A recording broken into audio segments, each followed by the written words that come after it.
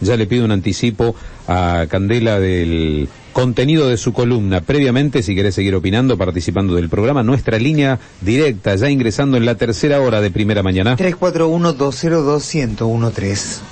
Bien, Eduardo Galeano tenemos hoy. El uruguayo. El uruguayo Eduardo Galeano. Seguimos un poco con esta onda de autores masculinos, ya vamos a volver a las autores femeninas. Bien. Así que vamos a estar charlando de la vida de él y de varios de sus libros que son muy famosos. Ya fallecido este genial escritor uruguayo que ha tenido tanta trascendencia aquí en este costado, de este lado del Río de la Plata, como Mario Benedetti, por ejemplo, otro grande uruguayo que veneramos los argentinos, que los hemos prácticamente incorporado. Sí, son autores que si uno no entra a buscar su origen, pasan por argentinos. Otro artista que también rindió homenaje al fútbol y a figuras como Diego Maradona. Se rindió ante la estatura de Maradona, futbolística, claro, y creo que hizo también alusión a Messi y que le dedicó algunos párrafos, ya que sos tan futbolera y lectora. Sí, es que yo lo conocí al principio cuando lo empecé a leer, por uno de sus cuentos de fútbol. No es tan conocido por esos cuentos porque escribió mucho más aparte de eso de fútbol, pero sí tiene varios libros dedicados a ese tema. Uno se llama El fútbol a sol y sombra, bien, que creo, si no me acuerdo mal, que fue ese el que yo leí, pero sí tiene cuentos, y también de la onda Fontana Rosa, Sacheri, ese tipo de cuentos que son divertidos de leer para el que le gusta el fútbol. Hay uno de los cuentos que tal vez algún oyente me puede ayudar, donde rescata a quien fuera el autor del gol del triunfo del Maracanazo, cuando Uruguay le gana a Brasil en Maracaná en la final de la Copa del Mundo. 1950. Exactamente. La selección uruguaya venciendo a Brasil, lo que parecía un resultado impensado, ¿no? Imposible de creer que Brasil perdiera de local. Sí, bueno, los uruguayos lo hicieron. Hay un exquisito cuento donde él relata que el autor del gol, que no tengo el nombre ahora, después se fue a festejar solo, no se fue a festejar, fue a tomar algo solo, y que estaba conmovido por la tristeza del pueblo brasilero. Claro, las tribunas en silencio absoluto, 80.000, 100.000 almas, que de repente enmudeciera. Gigia no era el jugador, mira, me lo sacaste. Gigi o algo así, ¿no? Gigia. Sí, dudo ahora, fue uno de los integrantes de ese equipo uruguayo. Algún oyente vendrá en nuestro rescate, especialmente por el lado de Gustavo, futbolero y que conoce la historia también, de cabo a rabo.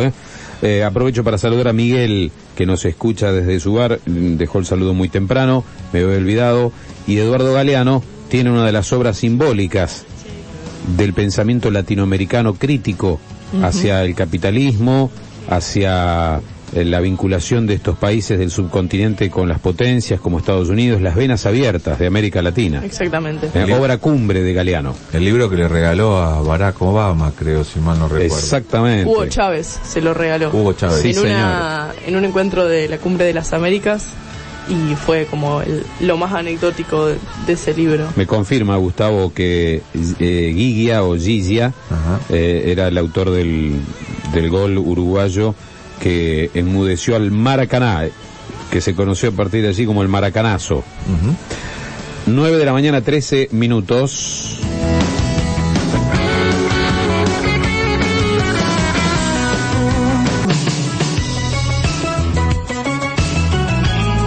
Ustedes saben, los días jueves, sección literaria en Primera Mañana, con Candela Fumale, que no solamente la podés seguir aquí en este segmento de los jueves, sino todo el tiempo a través de sus redes sociales. Lo podemos decir ya de antemano para que la gente, antes de escucharte hablar de Galeano, pueda también seguirte permanentemente en Internet.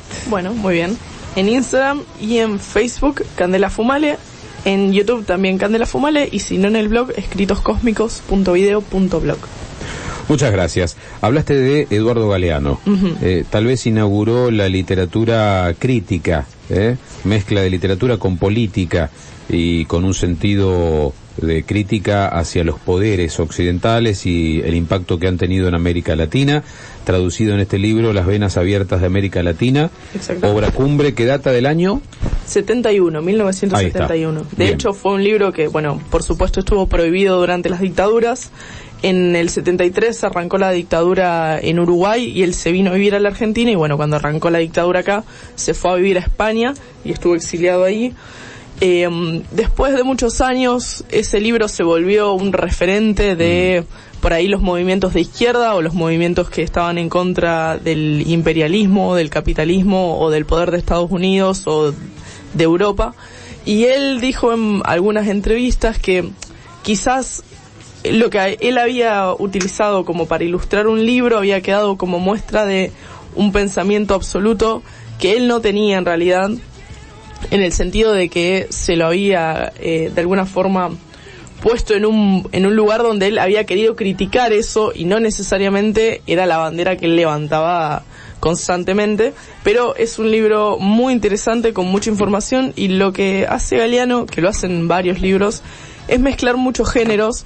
Entonces es una especie de ensayo, pero mucho más rápido de leer que otros ensayos quizá de ese tipo, que bueno, lo publicó en 1971, pero sigue siendo algo totalmente contemporáneo a nosotros ahora, aunque hayan pasado 40 años. Y la idea principal del libro es decir que lo que se considera países en desarrollo y países en subdesarrollo, en realidad no es algo tan así. Que los países que se dice que están en subdesarrollo es porque le conviene a los países en desarrollo que sigan siendo del subdesarrollo. Es decir, a los países desarrollados no les conviene nunca que haya igualdad en el mundo en cuanto a condiciones y en cuanto a riquezas, porque para que haya países desarrollados tiene que haber otros países que no lo sean, a los cuales se los pueda explotar o sacar las riquezas, o que pueda haber un aprovechamiento. Y dice que el primer saqueo que empezó con Latinoamérica, por supuesto, fue la invasión española. Y al respecto de esto, él una vez pronuncia una frase que dice: vinieron, ellos tenían la Biblia y nosotros teníamos la tierra, y nos dijeron: cierren los ojos y recen. Cuando abrimos los ojos, ellos tenían la tierra y nosotros teníamos la Biblia. Entonces, otra cosa de las que él critica mucho es la cuestión de la religión, que se usó. Esto va más allá de la creencia de cada uno, de la fe que cada uno pueda tener, pero hablo de la religión como una institución política, como una institución de poder, que los españoles utilizaron como una forma de ir contra el pueblo indígena y de quitarle su pasado. Es decir, le impusieron una religión, un sistema de creencias que no era el que los indios tenían. Y se impuso esta idea de que los indios eran bárbaros, o mejor dicho, los aborígenes eran bárbaros, y en realidad los aborígenes tenían todo un sistema de creencias, una organización, una civilización, más que nada pensando en pueblos tan grandes como los aztecas o los incas, que eran realmente organizaciones muy bien engranadas ya. Y bueno, los españoles contaron su parte de la historia, y él dice, o muchos historiadores dicen también, que ahí es donde comenzó esta idea de un país desarrollado que va sobre otro que no, pero en realidad eso continuó y se sigue teniendo a Latinoamérica como algo.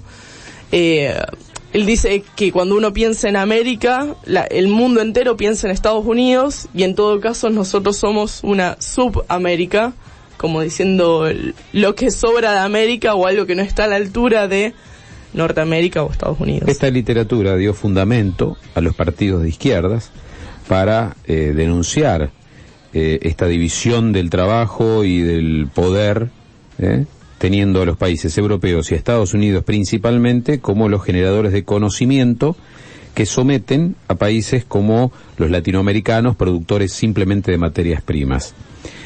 Y por ende ha abierto una grieta. Hoy se habla en la Argentina de grieta. Esta existe desde hace mucho tiempo. Quienes avalaron, políticos, economistas, lo que esboza Galeano, como es la dependencia de América Latina promocionada por los Estados Unidos, y la vereda enfrente que dice: no, esto es rendirse ante algo que somos también responsables, porque lo que Galeano hace es quitarnos autocrítica de por qué no nos desarrollamos. Es fácil achacarle a los Estados Unidos que no nos hayamos desarrollado, cuando en realidad, por gobiernos corruptos, por políticas equivocadas, muchos países latinoamericanos, teniendo todo el potencial, no se desarrollaron. Galeano allí metió la cuña, y este libro en esos años revolucionarios, donde los jóvenes en las universidades planteaban esto, fue como una especie de Biblia, ¿no? Y nunca fue saldada esta discusión, y quedan los que creen que sí, Estados Unidos nos somete, y los que dicen, por los gobiernos corruptos está bueno el argumento de culpar a otros cuando aquí no nos supimos desarrollar. Es una mirada política sobre la obra de Galeano. Sí, que realmente la obra de Galeano se presta mucho para esa mirada, y bueno, en este libro, Las venas abiertas de América Latina, una de las frases más que más resaltan o que más expresan la idea del libro es: nuestra riqueza ha generado siempre nuestra pobreza para alimentar la prosperidad de otros. Esa idea de que las riquezas de un lugar se las llevan para otro lado, que bueno, es algo que en la historia argentina o en la historia de Latinoamérica ha quedado plasmada en bastantes momentos históricos. Sin dudas. También hubo otro Galeano, ¿no? Aquel que dejó frases inmortales, el que se refirió al amor, a la mujer, a las utopías, sí, ¿no? Sí, de hecho la frase esta de las utopías, que dice: la utopía está en el horizonte, camino 2 pasos, ella se aleja 2 pasos, y el horizonte se corre 10 pasos más allá. Entonces, ¿para qué me sirve la utopía? Para eso, me sirve para caminar. Que se le atribuye a Eduardo Galeano, y de hecho uno la ve en todos lados como de él, no es de él. A ver, Javier. Es de un santafesino, Fernando Birri. Exactamente. Él la usa como cita, pero bueno. Me río porque también le han adjudicado muchos escritores frases que no emitieron jamás, ¿no? Borges es uno de ellos. Se la escuchó decir en Cuba, en una disertación, en una clase de... ¿Y por qué se la adjudican a Galeano?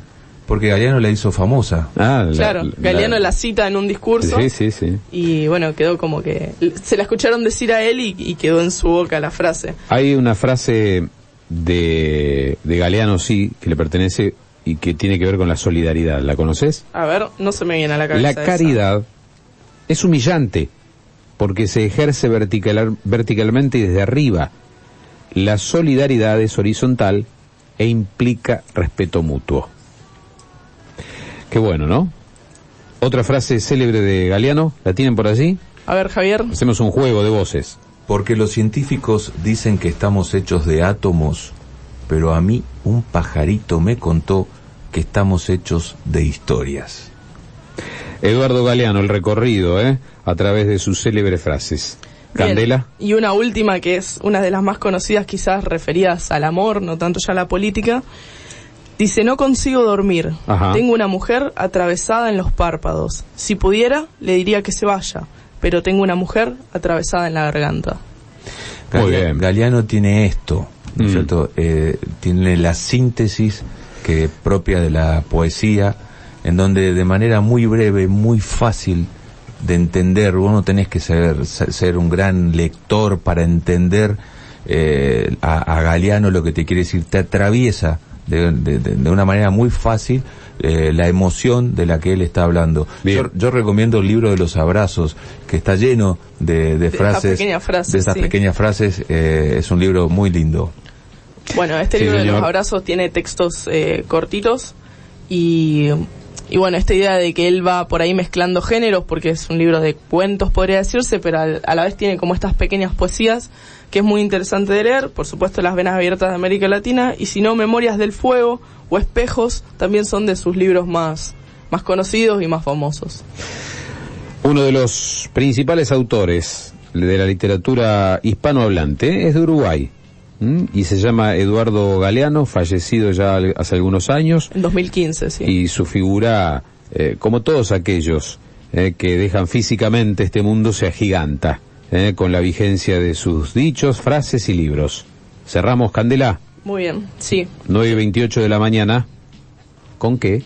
Con una última frase, si querés, también del libro de los abrazos. Al fin y al cabo, somos lo que hacemos para cambiar lo que somos. ¿La repetís, por favor? Está buena esa.